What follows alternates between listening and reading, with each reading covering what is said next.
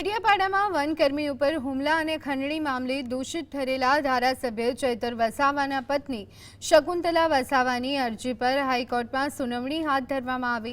સુનાવણી દરમિયાન કોર્ટમાં રજૂઆત કરાઈ હતી કે સમગ્ર ફરિયાદ કે ચાર્જશીટમાં ધારાસભ્યના પત્ની વિરુદ્ધ કોઈપણ ગંભીર બાબત સામે આવી નથી, તો એફઆઈઆરમાં માત્ર ગાળો બોલ્યા હોવાનો જ ઉલ્લેખ કરવામાં આવ્યો છે।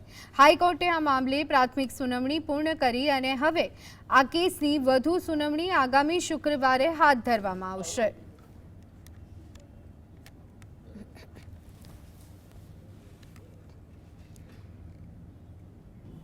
રાજ્યમાં જાહેર માર્ગો પરના ધાર્મિક દબાણ મુદ્દે ગુજરાત હાઈકોર્ટે લગભગ 20 વર્ષથી ચાલી રહેલી સુઓ મોટો કાર્યવાહીનો મહત્વપૂર્ણ નિકાલ કર્યો છે। હાઈકોર્ટે સ્પષ્ટ કહ્યું છે કે જાહેર માર્ગો પર દબાણ અને નવા બાંધકામો એ સતત ચાલતી પ્રક્રિયા છે, તેથી તેનો કોઈ અંત આવતો નથી। આથી અરજીનો નિકાલ કરતા કોર્ટે રાજ્ય સરકાર અને સ્થાનિક તંત્રને જાહેર માર્ગો પરના ધાર્મિક દબાણ સામે સતત કાર્યવાહી ચાલુ રાખવાનો નિર્દેશ આપ્યો। સાથે જ ગુજરાત સરકારના ગૃહ વિભાગના પ્રિન્સિપલ સેક્રેટરીને સમગ્ર કાર્યવાહીનું મોનિટરિંગ કરવાની જવાબદારી સોંપવામાં આવી છે।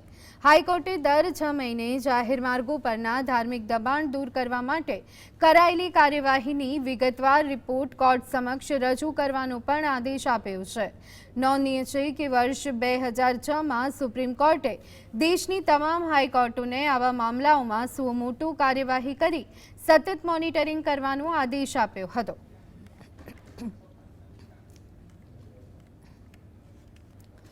ગુજરાત હાઈકોર્ટના મહત્વપૂર્ણ નિર્ણયથી લાંબા સમયથી અટકાયેલી પોલીસ ભરતી પ્રક્રિયામાં નવી ગતિ આવી છે।